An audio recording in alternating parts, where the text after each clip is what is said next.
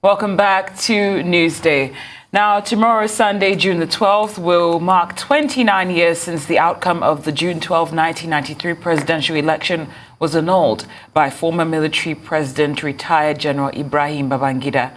The winner of that election and prominent philanthropist, Chief Moshood Abiola, died in mysterious circumstances a few years later. But the events of that time in the political history of Nigeria have been commemorated ever since. This year, a fast and prayer session are being held by some religious leaders in Lagos. Joining us now to have a quick chat is Abrich Agbi. He is a convener of those planned events. Thank you for joining us on Newsday. Thank you. Good afternoon. Now, I believe you're familiar with the principle of church and state. So where is the merger when it comes to religion and politics, and where's the divide in this case? All right, religion is the way of life of the people. In Nigeria, we are religious people. We go to church, we go to mosques and all that. Yes, there's a divide because what the church seeks to do is not just what the politicians are doing. It is to build character in people who will lead the nation.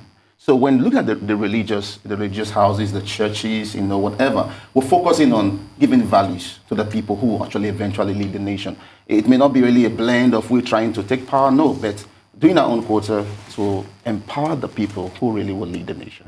Indeed. Now tell us more about the June 12 fast. Is it a nationwide scenario? Yes, the June 12 fast is a nationwide scenario. What is really basic for like the pre-Nigerian movement, let me just quickly correct that. I'm the PR of the pre-Nigerian movement, not the convener. The convener is Prophet Isaiah Weld. Prophet Isaiah is the convener. The convener had a vision, where the Lord spoke to him. He's a prophet of God. And the Lord said, it is the coming election is a crucial one for the nation. And we know that the democracy day is now June 12th. That's what the president has declared. And that is going to be a change, a big change in Nigeria.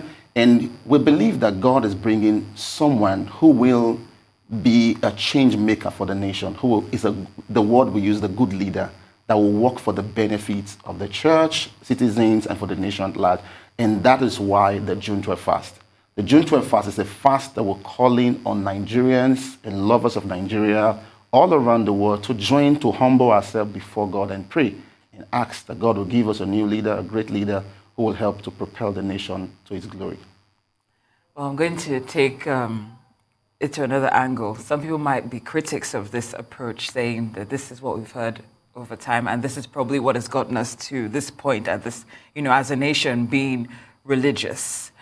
So what do you have to say what do you have to say to your critics that might say that this is not the time for prayer, but this is the time to be awake and actually analyze the candidates that can actually rescue Nigeria from what it is? You see, we're not against that analysis. We actually add in our voice. We all will not fight in the same direction. There are those who will have to go for the elections campaign and all that. Yes, we will encourage making the right decision. But you see, you can never neglect the place of prayer. You see, because many times we voted and our votes were not counted. Things were done, ballots were stolen, things happened, and all these things will sometimes even create a despair for those who want to vote again. Will this election, will it count? Will my vote be counted? And that's why the pre-Nigerian movement is saying, okay, while we're doing all that, that's what the pre-Nigerian has no political motivation, has no political affiliation of whatever.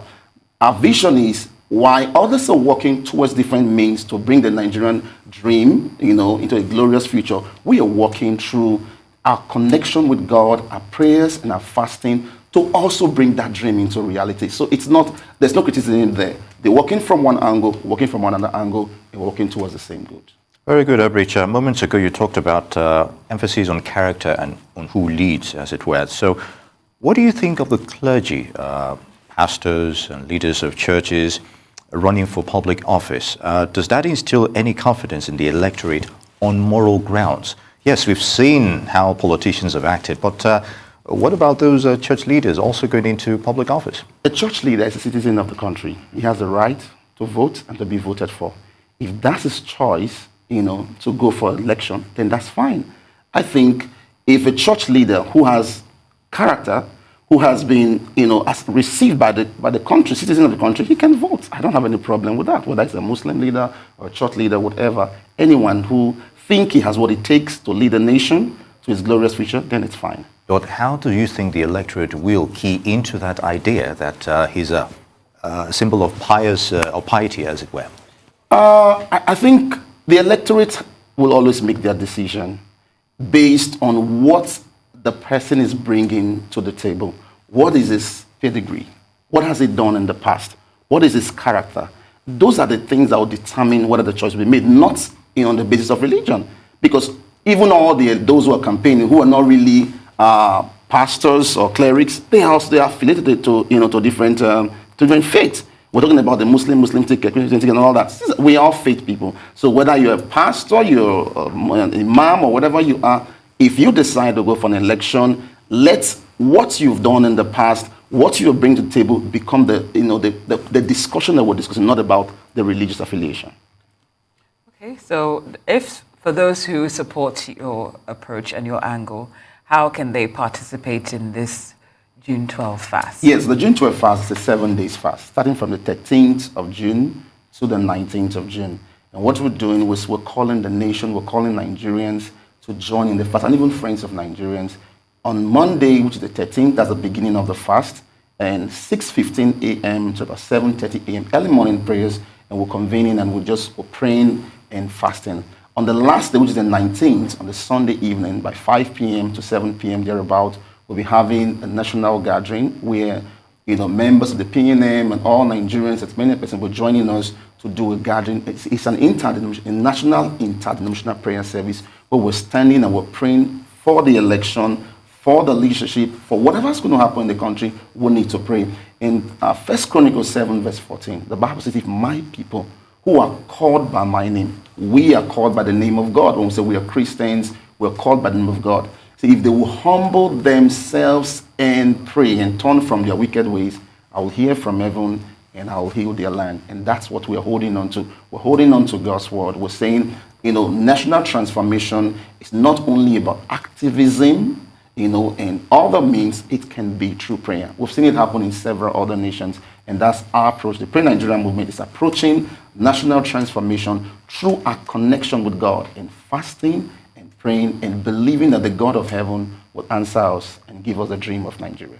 Indeed, interesting you should mention the word transformation, and we know how long it took for the May transition from the May 29th to what we have today as June 12th as Democracy Day. So over time, what has been the role of the church in all of this? And beyond marking or fasting, what do you think the level of engagement should be in creating advocacy awareness by the electorate? By the church for the electorate? Yes, the role of the church should be educating, its members. Generally, we know in Nigeria the church has a big control.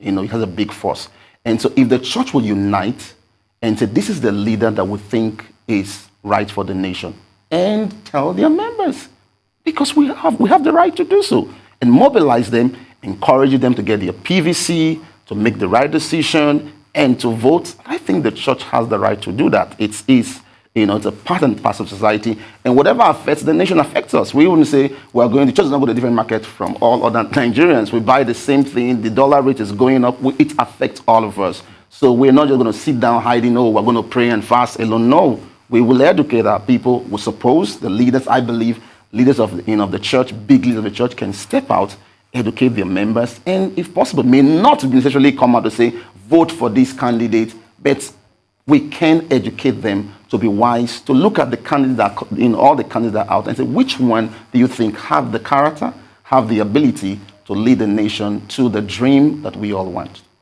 I want to go back to what Nii mentioned earlier in terms of when we have religious leaders stepping into politics and they say, oh, I heard from God, or called me to be president, and you believe now. Exactly, and then they go ahead and contest, and they come back and the tune changes. So what about the deceptive nature of some of the religious leaders who always, they change their tune when it becomes apparent that probably they just didn't hear from God, but they just wanted to participate in probably getting their own share of the national cake, maybe? Okay, let me quickly say. Okay. When somebody say I heard from God, you see, you cannot deny that. He says I heard, he heard. But the outcome is a different thing. Many times we think that when God says something, it must always be what God said. That's not true. That's not true. I can give you examples upon examples upon example. Because when you hear from God, I know we don't have the time to start going to scriptures and all that, if God has said something in the Bible, God said you're going to have this, and it turned out it didn't happen that way. So when someone said I've heard from God, first I would say it's a private matter, because I wasn't there where you heard from God. But when?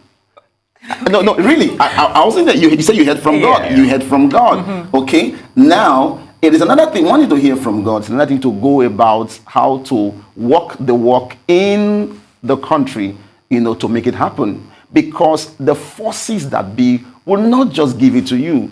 When God told Israel that they've given them the promised land, this promised land belongs to you. When they got there, the promised land, they didn't just say, oh, come, God has said it, take the promised land. No, they had to fight for the promised land, because those who were living in that land cannot just give it up like that. So the political class will not just give it up because you heard from God. There's going to be a fight. There's going to be a struggle. We find that in a different part of the world, there's going to be a fight. So when we see ministers come in and say, I heard from God, they can add a fight to bringing what they heard into reality. Indeed, interesting perspective there. Abrich Agbi, PRO Organizing Committee, June 12 Fast. The June 12 Fast. Okay, yes, it's good to have you with us on